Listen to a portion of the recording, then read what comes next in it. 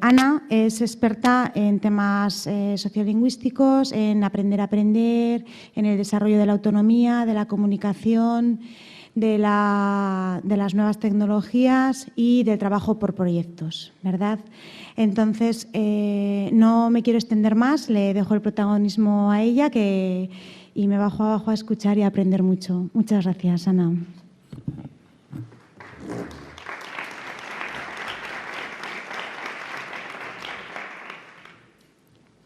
Buenas tardes a todas y a todos. Para mí es un placer estar hoy aquí en Zaragoza, en estas cuartas jornadas de PBL y metodologías activas. Y bueno, vamos a comenzar las jornadas con esta presentación que he titulado A pie de aula, trabajando a través de proyectos. Nuestro paseo, vamos a ir metiéndonos poco a poco en el agua, vamos a pensar que estamos en el verano, en una playa, y vamos a empezar a pasear por esa playa y esta va a ser la situación, este va a ser nuestro paseo. Primero empezaremos con la situación de algunos centros educativos. A continuación haremos un momento de reflexión porque muchas veces los docentes somos los profesionales que menos reflexión hacemos sobre nuestra práctica en el aula, sobre qué tenemos que hacer, cómo lo tenemos que hacer, si nuestros alumnos verdaderamente aprenden con nuestra enseñanza, etc. A continuación veremos las competencias básicas como clave para el cambio, como protagonistas de la enseñanza-aprendizaje en las aulas. Y luego haré hincapié en cuáles deberían ser los roles del aprendiz y del docente en el aula para que ese alumno aprenda a aprender y aprenda cada vez más y mejor. Seguiremos con una definición de tarea, diferenciando de lo que llamamos actividades, y luego voy a pasar a dar unas pinceladas de lo que son los proyectos de aprendizaje, vistos desde la mirada del cambio en el aula. Para terminar ya trabajaremos algo el tema de la evaluación, pero vista no la evaluación desde la igualdad, sino vista desde la equidad. Y luego os voy a enseñar algunos materiales donde aparecen diferentes proyectos de aprendizaje que, bueno, pues que tanto para primaria y secundaria, que si alguno de vosotros se anima a llevarlos al aula, pues no tiene más que llevarlos, probarlos en el aula y evaluarlos junto a sus alumnos. Bueno, como vemos aquí tenemos la situación de algunos centros escolares. La fotografía de arriba pertenece a los años 60 y bueno, la de abajo es anterior por los pupitres que son de madera, los de arriba parece que son de formica, pero la situación del aula es la misma que todavía sigue existiendo en muchos centros educativos. Los alumnos situados en parejas o de uno en uno miran hacia la fuente de sabiduría que es el profesor. El profesor da sus clases, imparte sus clases, sobre todo trabajando a nivel expositivo, expone los temas o se lee los libros de texto y después de leer esos textos que muchas veces son de difícil comprensión, se pasan a responder preguntas que prácticamente sin haber comprendido el texto se pueden responder. Entonces, nos deberíamos de plantear qué es lo que ha cambiado en nuestras aulas. Si es verdad que la pizarra de la tiza ya no está, igual hay una pizarra digital interactiva o hay un cañón con una pantalla blanca o los alumnos incluso tienen ordenadores. Pero si los alumnos utilizan Internet, utilizan los ordenadores para hacer más de lo mismo, pues no va a existir aprendizaje en el aula. Entonces, ¿qué pasa? Que los profesores, yo aquí veo que la media de edad es muy joven y eso me alegra mucho porque pues sois vosotros el futuro, ¿no? Pero me hubiese gustado también que viniese gente como yo o gente, bueno, un poquito más joven también, pero gente con ganas de cambiar el aula, de cambiar la práctica del día a día, de la rutina. Entonces, muchos profesores, por lo menos en mi comunidad autónoma, imagino que pasará en todos los sitios, parece que llevan un pañuelo puesto delante, viven en su zona de confort, utilizan el libro de texto como única fuente de información, un libro de texto que ya conocen año tras año y que se dedican a enseñar a sus alumnos Y yo siempre digo, los profesores cada vez son más competentes en su práctica porque ellos están hablando, explican, cada vez lo hacen mejor, pero los alumnos están al principio escuchando, luego están oyendo y luego ya desconectan totalmente a los 10 minutos. Y entonces, verdaderamente, como vamos a ir viendo, no hay aprendizaje de esta manera. Entonces, sería deseable que nuestros docentes pudieran quitarse el pañuelo y de una manera animada, por así decirlo, dijeran: no, pues yo es que quiero hacer otra cosa en el aula. Me gustaría que mis alumnos aprendan de otra manera. Estos docentes que llevan el pañuelo no se han dado cuenta que tenemos alumnos del siglo XXI. Piensan que todavía son del siglo XIX. Entonces, yo creo que es muy importante esta reflexión. Y mientras tanto, esta pobre niña, Eulalia, lo que hace es, cantando en un momento de descanso, va poniendo en una pizarra pues todo lo que va aprendiendo en las diferentes materias a través de mapas de ideas, mapas conceptuales, porque lo que ella quiere es conocer el mundo en el que vive. Y entonces le busca un sentido a su aprendizaje. Mientras tanto, la profesora le riñe y le dice que no, que lo que tiene que aprender es de memoria no sé qué tema, para luego llegar al examen, lo hace de una manera repetitiva, estudia, pero de una manera no comprensiva, memorísticamente, pero una memoria repetitiva y no comprensiva, vuelca o vomita, como digo yo, todo lo que sabe en un examen y lo olvida a los 2 meses o mes y medio. Esta es una situación real que os voy a contar. Yo, además de ser asesora en un centro de profesores, soy profesora de aula. Entonces, llevo ya varios años elaborando proyectos de trabajo que luego los pruebo en la aula durante todo el curso. Elijo un curso 2 y trabajo con los alumnos de secundaria. Entonces, llegaba una mañana a última hora a dar una de mis clases y me encontré que mi clase estaba vacía, pero en un rincón había un niñito que era de primero de la ESO, pero aparentaba de primaria. El pobre estaba allí trabajando y yo le pregunté que qué hacía ahí. Me comentó que es que la habían expulsado. Y le pregunté: ¿y por qué te han expulsado? Me dijo: no, es que me he levantado repentinamente de la silla. Los profesores hoy no han hecho más que enseñar, explicar y explicar, y yo al final no podía más y me he tenido que levantar de la silla. Yo me divierto más cuando yo hago las cosas. Entonces esto me lo dijo en 1 minuto. Digo, esto lo tengo que utilizar en una de mis formaciones, porque en 1 minuto la reflexión que me ha hecho este niño es súper importante. Y es muy importante que llegue a vosotros como docentes. Pasamos al momento de reflexión y vamos a escuchar y ver este pequeño cortometraje que igual alguno de vosotros ya conocéis.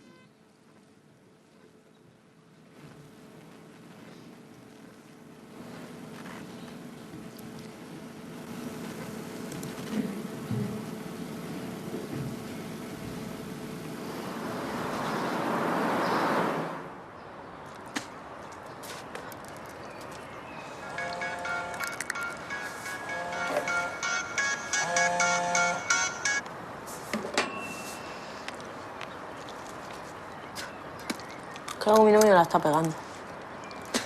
¿Qué? Pues eso. ¿Qué dices, tía? Si se pasa todo el día en la panadería. Ya. ¿Y por qué piensas eso? Porque desde que se ha metido a eso, está todo el puto día a su bola. ¿Qué es eso? La ESO, los graduados escolares o como se llamen. Ya ves, ¿para qué? Si va a seguir siendo panadero toda su vida. Pues se está aprendiendo inglés y todo. No jodas. Sí, recibe a las clientas diciéndole good morning. A mí me da una vergüenza ajena que te mueres, porque encima lo pronuncia fatal. ¿Cómo te has dado cuenta? Eh. Pues de qué va a ser. Que te está pegando. Pues el otro día, cuando terminamos de hacerlo, me dice, te quiero, Pi. ¿Cómo que te quiero, Pi? ¿Y de qué? Pues de qué va a ser. De Pilar, tía, de Pilar. ¿Y de Pilar? Pues de la que se está tirando. ¿Y la llama Pi?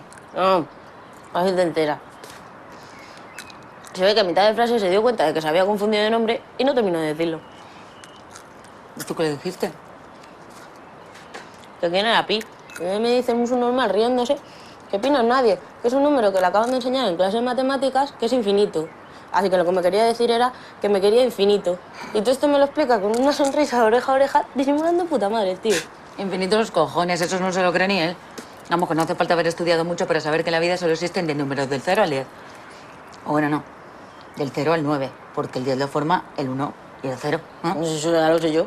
Y total no tengo un pelo. Yo sé que se le escapó y que en realidad iba a decir, te quiero, Pilar. E intento arreglarlo diciendo esa gilipollez. ¿Y qué vas a hacer? Ah. Por el momento, no cogen el teléfono mucho tiempo. Pues muy bien. Yo te veo muy tranquila, ¿eh? Lo estoy. Oye, esa sudadera es nueva, ¿no? Me voy a pillar esta mañana en las rebajas. Buah, me flipan las letras japonesas. A mí también.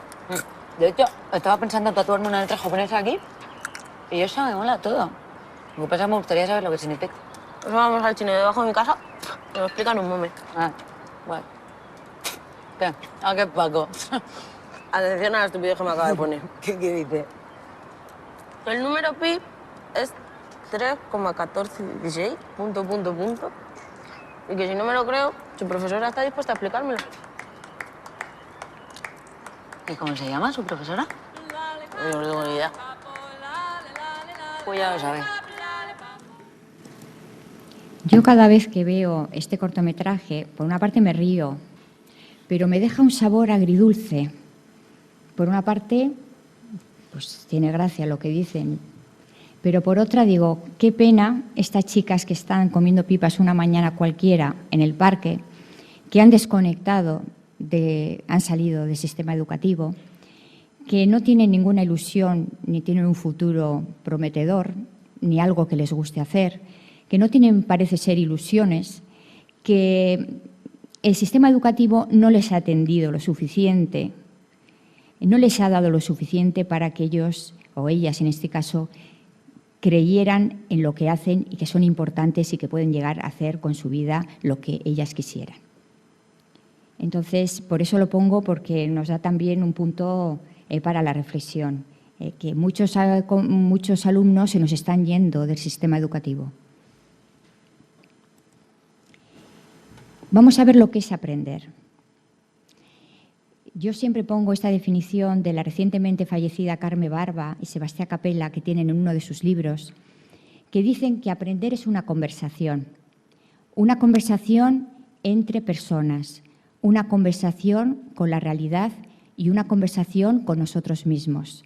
Entonces, si nuestros alumnos no tienen conversación, no tienen interacción, no existe aprendizaje. Es decir, nosotros tenemos que fomentar la interacción entre nuestros alumnos. Nosotros como profesores con nuestros alumnos, y a la vez nuestros alumnos tienen que interactuar con ellos mismos para saber en qué momento del aprendizaje están y buscar soluciones si es que no están aprendiendo suficientemente bien. Entonces, los alumnos tienen que ser partícipes de su aprendizaje y en todo momento controlar su aprendizaje. Mi pregunta es, con los libros de texto que tenemos, que igual algunos ya están mejorando, no digo que no, ¿se puede llegar a aprender conversando, a aprender interactuando? En un colegio de secundaria de Estados Unidos, a la hora de comer, pasaron una serie de personas haciendo una encuesta rápida a los niños o a los jóvenes y les preguntaban cuáles eran las 4 características más importantes de sus docentes favoritos. Y ellos decían, es divertido y hace que aprender también sea divertido. Es decir, el profesor cree en lo que explica, le pone pasión a lo que enseña y contagia esa pasión a los alumnos. Se preocupa realmente por mí, esto es importantísimo, pero tanto primaria como secundaria. Tú a un alumno le miras a los ojos y le dices, tú me importas, tú le dices, le pones la mano en el hombro y le dices, verdaderamente lo puedes hacer, lo estás haciendo bien, lo puedes hacer cada vez mejor, ¿cómo has mejorado? Es fundamental. Te los ganas desde el primer día. Nos da un trato igualitario y luego trabajamos en grupo y a través de proyectos. Vamos a pasar ahora a las competencias básicas del currículum, que son clave para el cambio. Ya sabemos que a nivel europeo hay unas competencias generales y nosotros en los currículums estamos poniendo, tanto en primaria como secundaria, están insertas las competencias básicas. Entonces, para trabajar las competencias básicas en el aula de una manera adecuada, tendremos que cambiar la metodología en el aula. no ser una clase totalmente de explicación, alumno y luego actividad. Explicación, actividad. El alumno tiene que hacer y tiene que aprender y tiene que aprender a aprender.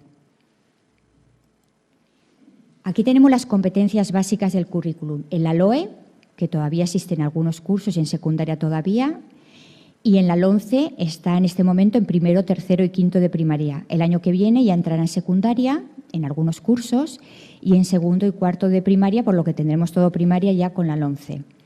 Entonces, las competencias básicas en la izquierda, ya recordaréis que son 8 competencias.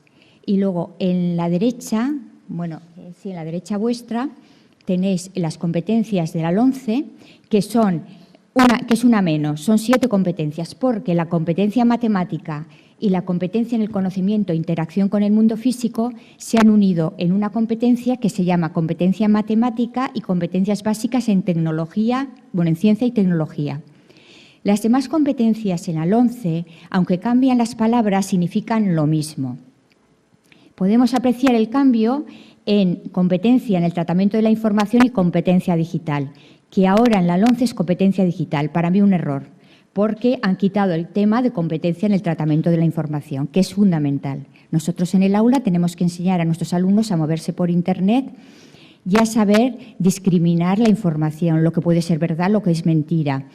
Les tenemos que hacer ver que todo lo que aparece en Internet no es verdad, que tienen que ver qué ideas son las importantes, cuáles las secundarias, que ante un mismo suceso, periódicos diferentes cuentan la misma noticia de manera diferente, parcialidades de la realidad. Tenemos que enseñarles a argumentar, a opinar, a deducir, etcétera, etcétera. Entonces, si eso no lo enseñamos en el aula, ¿quién se lo va a enseñar? Y luego, otra novedad también es en el tema de sentido de iniciativa y espíritu emprendedor. Se lee en el currículum en varias ocasiones el término emprendimiento, que está unido al concepto del mundo de la empresa.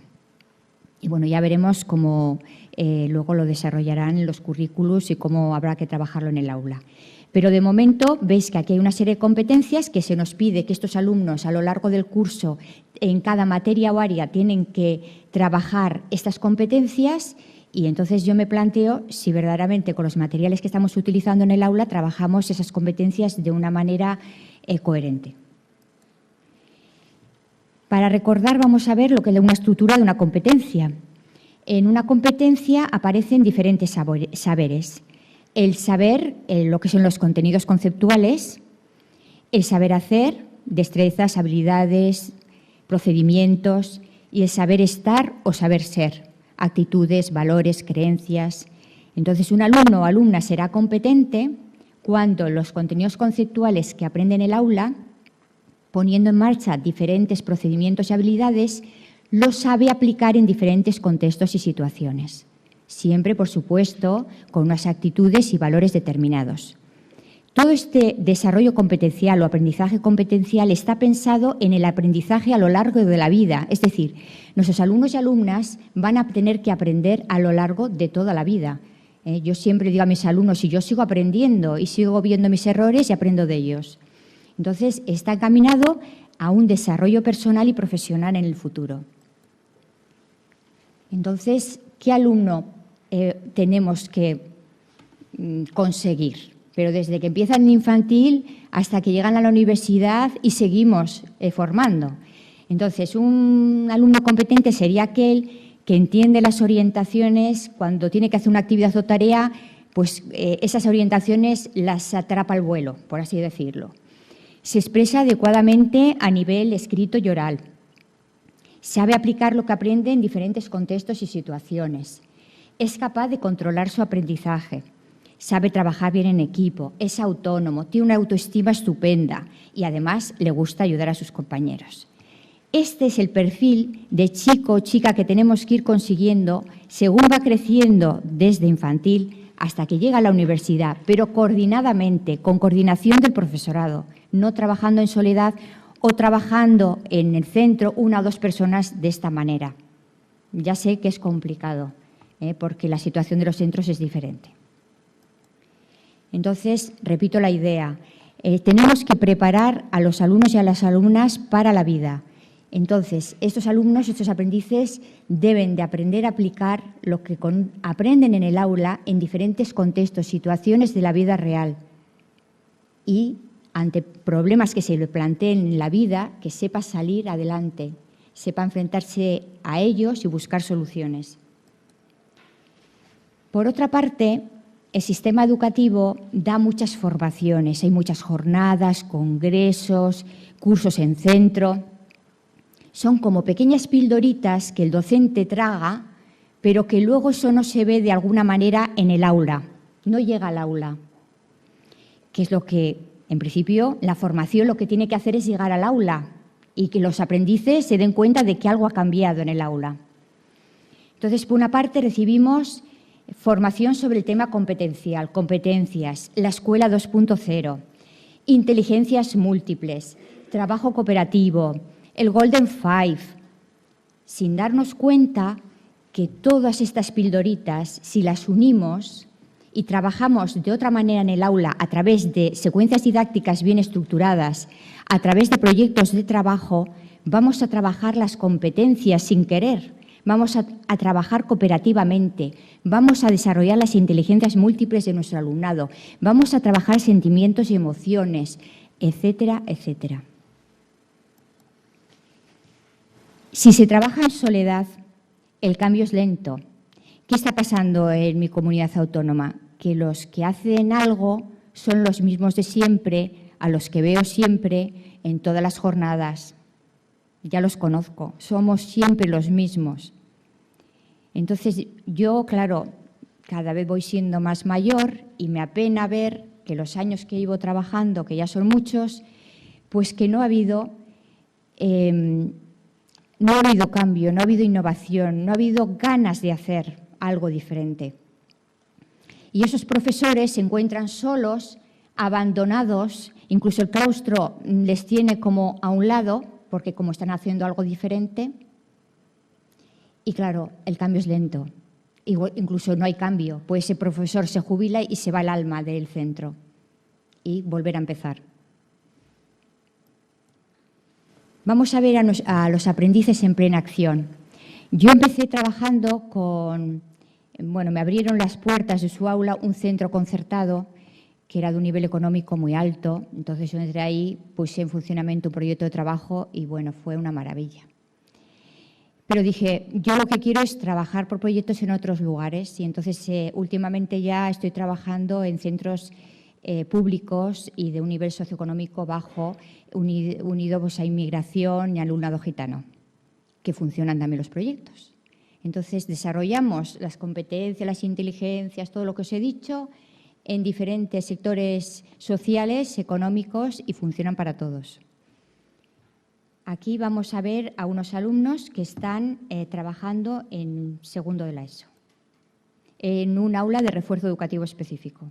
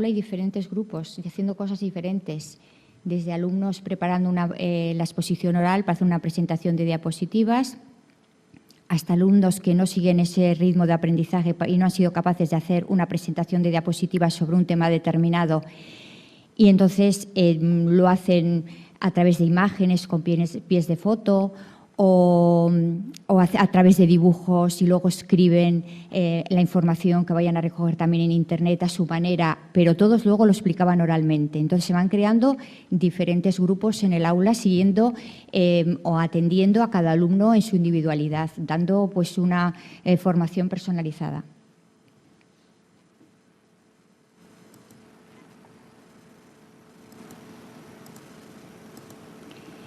¿Qué es una tarea?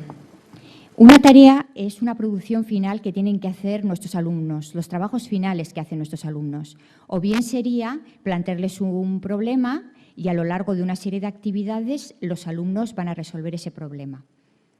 Aquí podéis ver diferentes ejemplos de productos finales que pueden hacer nuestros alumnos. Desde productos escritos, por ejemplo, escribe una carta o un poema, un ensayo, un resumen, un díptico, un póster, hasta productos presentados como un debate, una canción, una recreación dramática, un baile, productos tecnológicos. Por ejemplo, trabajar a través de una página web, una webquest, un blog, una wiki, o trabajar y utilizar aplicaciones gratuitas que nos ofrece la web 2.0, como historias digitales, cómics, pósters, frisos cronológicos, murales, vídeos, etcétera. También hay otros soportes como pintar un cuadro, hacer una escultura, un collage, álbumes de fotos, etc. Entonces, estas son las tareas, son productos finales. Pero para que estos alumnos consigan hacer estas tareas, les tengo que proponer como docente una secuencia de actividades que sean importantes, que estén relacionadas entre sí, para que esos alumnos puedan llegar a hacer esa tarea o ese producto final. Lo vemos aquí. Esto sería una secuencia didáctica. Es decir, yo les digo a mis alumnos que tienen que escribir un email al director del centro porque vamos a hacer una fiesta en pro de los niños que están en este momento en guerra en Gaza, por ejemplo, que queremos recaudar dinero para estos niños y vamos a organizar una fiesta y les digo que antes hay que pedir permiso al director y vamos a escribir un email al director. Pero yo para eso, yo pienso que mis chicos y chicas tienen que escribir un email. Pero luego empiezo a pensar qué actividades tienen que hacer mis alumnos y alumnas para que hagan bien esa tarea.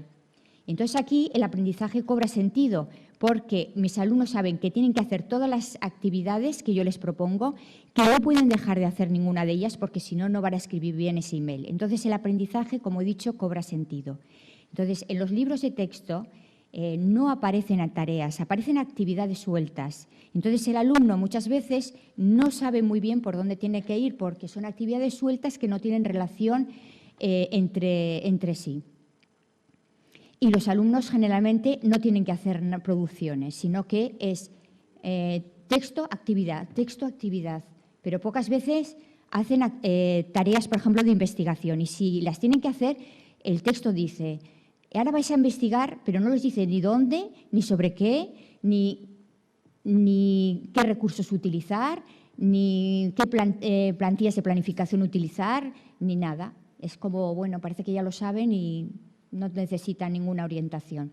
Y si se va a trabajar la competencia digital, hay un añadido pegado al texto que dice: ahora para trabajar la competencia digital vas al DVD a hacer la actividad 5. Entonces, eso no es manera de trabajar. Tiene que estar todo relacionado. Entonces, ¿cuáles deberían ser para un cambio, para trabajar a través de proyectos o trabajar a través de metodologías activas? El rol del docente y del aprendiz. Por supuesto, el que aparece en la diapositiva, no. El profesor que explica, no. Y los pobres alumnos con esa cara de aburridos que están de uno en uno, mirando hacia adelante, tampoco. Entonces, el rol del docente sería el de un profesor entrenador de aprendizaje, un profesor coach, que entrena a sus aprendices para que aprendan de una manera significativa. Entonces, este profesor coach mira a cada uno de sus alumnos y se preocupa por ellos. Cree en lo que hacen, transmite ilusión, ganas de aprender, Yo a mis alumnos que están en clases de refuerzo educativo específico, que ya llevan con la etiqueta de no servimos para mucho, siempre les digo, vamos a rozar casi la perfección. Ese es nuestro lema. Cada Dios al principio dice, pero la perfección, porque yo al principio decía vamos a rozar la perfección y ellos me decían, pero si no existe la perfección, y digo, bueno, pues vamos a dejarlo en el casi, pero vamos a intentar ir mejorando a lo largo del curso y vamos a intentar rozar la perfección, ¿eh? Luego, crea expectativas, abre ventanas de conocimiento, propone tareas variadas, ayuda a saber moverse por Internet, ofrece, cuando tienen que hacer algo, tienen que hacer un trabajo, tienen que hacer una tarea, ofrece orientaciones y buenos modelos. Enseña a utilizar herramientas de planificación del trabajo. Da pautas de reflexión, por ejemplo, a través del diario de aprendizaje, que esto es una herramienta muy fácil de hacer y simplemente es buscar unas preguntas que queréis que vuestros alumnos respondan. Cuando vosotros pensáis que es necesario en el proceso de aprendizaje, se hace un parón en la clase y los alumnos piensan sobre qué están aprendiendo, cómo están aprendiendo, con quién, qué recursos están utilizando, si tienen dificultades y si hay dificultades, quién les puede ayudar. Y luego se les pregunta también cuál es su grado de implicación en la tarea, si es alto, medio o bajo. Entonces, al principio no suelen querer hacerlo porque ellos mismos te preguntan, ¿pero yo qué estoy aprendiendo? ¿O qué estoy...? Porque no son capaces de pensar lo que están haciendo y ponerlo en letras. Pero luego, a lo largo del curso, cuando ya van desarrollando, que les cuesta además muchísimo a estos alumnos la expresión oral escrita, pues ya cada vez lo van haciendo mejor. Y también hay que decir que es que sin lenguaje, sin un lenguaje desarrollado no hay aprendizaje. Entonces es fundamental también que desarrollar con estos alumnos el lenguaje. Y utiliza también diferentes herramientas de evaluación. Como veis, en todas las diapositivas aparecen links. Estos links os llevan a una wiki que yo la hice en su día, la creé, que se llama Mi Maletín de Aula. Entonces, si clicáis en el enlace, os lleva a todas las herramientas que tengo yo sobre planificación, sobre orientaciones, pues por ejemplo, si tienen que hacer un diario personal, o tienen que hacer un cómic, o tienen que hacer una entrevista personal, o tienen que, lo que sea, o pautas de reflexión, o herramientas de evaluación, os llevan a listas de control, como luego veremos, y a rúbricas. Entonces, esta presentación luego la voy a colgar yo en mi blog y yo la pasaré también cuando la tenga subida a SlideShare, también la pasaré para que la colguéis en el blog, ¿eh? Y os lleva ya directamente a los enlaces, porque como solo tengo una hora no tengo tiempo para más, ¿eh? Entonces quiero pasar un poco y explicar un poco el panorama.